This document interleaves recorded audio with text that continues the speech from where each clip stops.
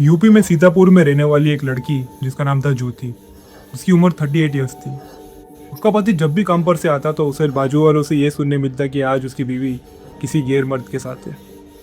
ये सारी चीज़ सुन सुनकर गीता का पति इतना परेशान हो गया था और उसी की वजह से सीतापुर में एक ऐसी घटना हुई जिसे जानकर सीतापुर के गांव के लोग हैरान हो गए थे। कुछ दिनों बाद एक औरत खेत में आती है। ये औरत जिस खेत में आती है उस खेत का ओनर होता है रमाकांत त्रिपाठी।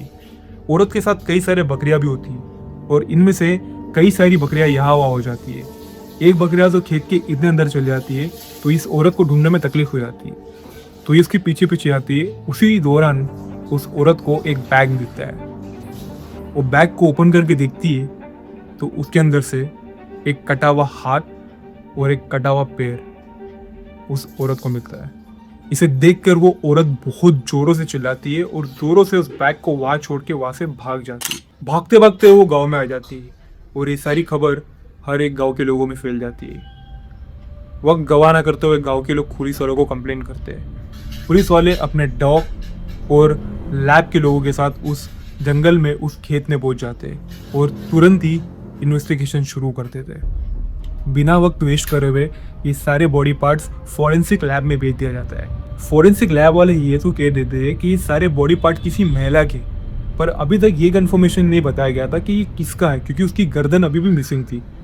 तो तुरंत ही जितने भी डॉग स्क्वाड थे सबको काम पर लगा दिया गया। सारे जंगलों में शुरू कर दिया चेक करना। तो धीरे धीरे करके उस महिला के बाकी के बॉडी पार्ट्स भी मिलना शुरू हो गए थे, जैसे कि दूसरा हाथ, दूसरा पैर और धड़। पर अभी भी जो चीज़ मिसिंग थी वो थी महिला की गर्दन। पूरी रात ढूंढने के बाद पुलिस वाले भी परेशान हो रहे थे कि इस महिला का सर अब तक हैगा। तो पुलिस वाले सोचते कि हम थोड़ा रेस्ट करते हैं, फिर उसके बाद फिर से इन्वेस्टिगेशन चालू करते हैं। फिर देर रात में इन्वेस्टिगेशन फिर से चालू किया जाता है एंड फाइनली जाके उस महिला का गर्दन भी मिल जाता है। और जिसकी गर्दन हाथ में लेते हैं उसके चेहरे को देखा जाता है तो यहाँ पर पुलिस वाले भी हैरान हो जाते हैं।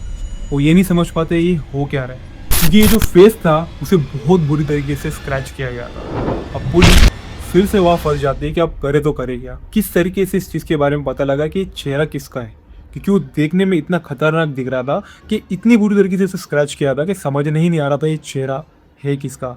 इसी कन्फ्यूजन की वजह से पुलिस वाले एक स्केच आर्टिस्ट को बुलाते हैं जो इस महिला के पूरे बॉडी पार्ट के फीचर्स को देख के उसके चेहरे को डिज़ाइन करता है और इस स्केच को सारे के सारे नियरेस्ट पुलिस स्टेशन, मीडिया और इसके लेबल लगा के लोगों तक तो पहुंचाते हैं कि पता लगा है कि ये एग्जैक्टली है कौन।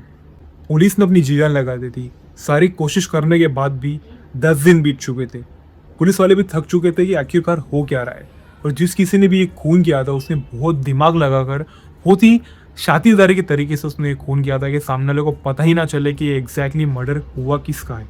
और 20 नवंबर को एक ऐसा इंसिडेंट होता है, मालती सिंह नाम की एक औरत पुलिस स्टेशन आती है, जिस पुलिस स्टेशन का नाम होता है रामपुर पुलिस स्टेशन, जो सीतापुर में ही होता है। ये औरत कहती है कि जितने भी पैम्पलेट्स मीडिया में जितने भी फोटो बट रहे जिस लड़की के, वो लड़की और किसी की नहीं, वो मेरी बेटी। कहती है कि मेरी बेटी की उम्र 38 ईयर्स की। कई दिनों से अपनी बेटी को कॉल लगाने की वो पूरी कोशिश कर रही है पर वो कॉल नहीं उठा रही। उसके साथ ही साथ उसके जो हस्बैंड है पंकज, उसको भी उसने कॉल करने की कोशिश की थी पर उसका हस्बैंड भी उसके कॉल को डिस्कनेक्ट कर रहा था। और यहाँ पर सारी पिक्चर क्लियर हो जाती है कि ये कोई नहीं, ये इस औरत की बेटी। तो पुलिस वाले उस बॉडी की लाश को उसकी माँ के सामने रख देती है और जिस तरीके से उसकी माँ अपनी बेटी को देखती है, उसके बॉडी पार्ट्स हाथ के, तो वो जोर जोर से चिल्ला के रोने शुरू कर देती है। उसकी माँ चिल्ला चिल्ला के ये कहती है कि इसके पीछे किसी और का हाथ नहीं, उसके हस्बैंड मतलब ज्योति के पति का ही हाथ है, पंकज का। उसी ने ही उसकी बेटी का कत्ल किया है। ये सारी चीज़ पुलिस वालों के सामने पूरी तरीके से क्लियर हो जाती है। पुलिस वाले जाते हैं उसके घर पे चेक करने के लिए पंकज है कहाँ। पूरी कोशिश के बाद पंकज वहाँ भी मिलता नहीं। वहाँ कोई दिखता तो नहीं है पर उसके घर का दरवाज़ा लॉक होता है।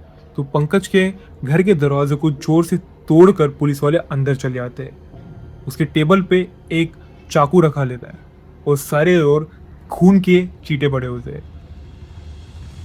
सारी चीज़ तो क्लियर हो गई थी, बस अब ये बचा था कि उन्हें पंकज को ढूंढ निकालना है। अब सबसे बड़ी पहेली थी कि पंकज को ढूंढा कैसे जाए। तो पुलिस वाले उसकी फ़ोन रिकॉर्ड्स को चेक करना शुरू कर देते हैं। उसकी सारे फ़ोन के रिकॉर्डिंग, कॉल, हर एक चीज़ को ट्रैक करना शुरू किया जाता है। और थोड़ी ही देर बाद पंकज पकड़ा जाता है। जैसे ही पुलिस वाले पंकज को पूछताछ के लिए ले जाती तो पंकज जोर जोर से रोना शुरू कर देता है। पर पुलिस वाले वापस स्ट्रिक्ट एक्शन लेते हुए पंकज को पूछते हैं उसने ये चीज़ किया क्यों। तो पंकज ने ये बताया कि वो एक मेडिकल स्टोर में काम करता था और जब भी पंकज अपने काम से थक कर घर आता था वो देखता था कि उसकी बीवी कहीं ना कहीं किसी और गैर मर्द के साथ होती थी। इनफैक्ट वो इतनी एडिक्टेड हो गई थी कि वो नींद की दवा खाने शुरू कर दी थी। उसको ये तक नहीं पता चलता था कि उसका हस्बैंड कौन है और गैर मर्द कौन है। वो चिल्ला चिल्ला की ज्योति को पूछता था कि ये क्यों कर रही है। तो ज्योति होश में नहीं रहती थी। वो ये कहती थी कि जब भी मैं ये टैबलेट खाती थी मैं इतने नशे में चल जाती थी, मुझे ये नहीं पता चलता था कि मैं कहाँ हूँ, किसके साथ हूँ और किस मर्द के घर पे हूँ।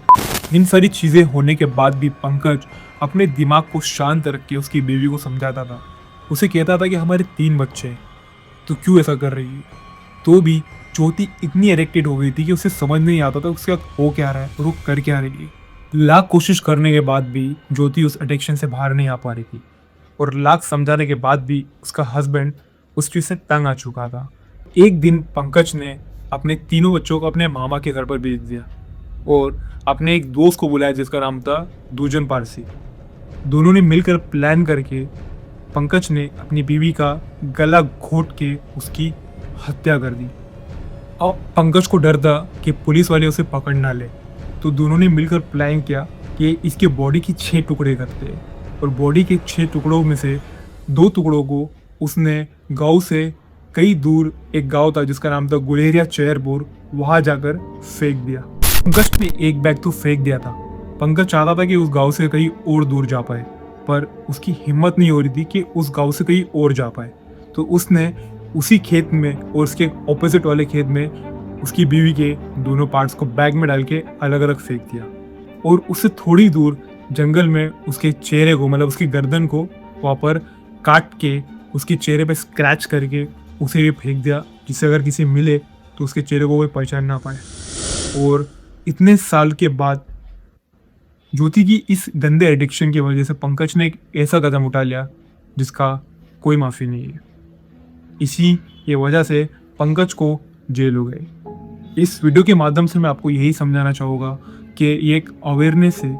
इस चीज़ से हमें सीखनी चाहिए कि ये सारी चीज़ कभी भी किसी वक्त कोई भी चीज़ पर मोड़ ले सकती है और ये सारी बुरी चीज़ों से जितना हो सके दूर रहो, जिससे आपकी फैमिली में इफेक्ट ना हो और आपकी फैमिली एक सिंपल और एक हैप्पी लाइफ जिए। अगर आपको ये वीडियो अच्छी लगी और जो भी इस वीडियो पर अभी तक बनाया, थैंक यू सो मच। मेरी मेहनत अगर आपको पसंद आए तो आप लोग प्लीज़ सब्सक्राइब कीजिए। नेक्स्ट वीडियो के लिए वेट कीजिएगा, इससे और खतरनाक होगी। थैंक यू, लव यू, जय श्री राम।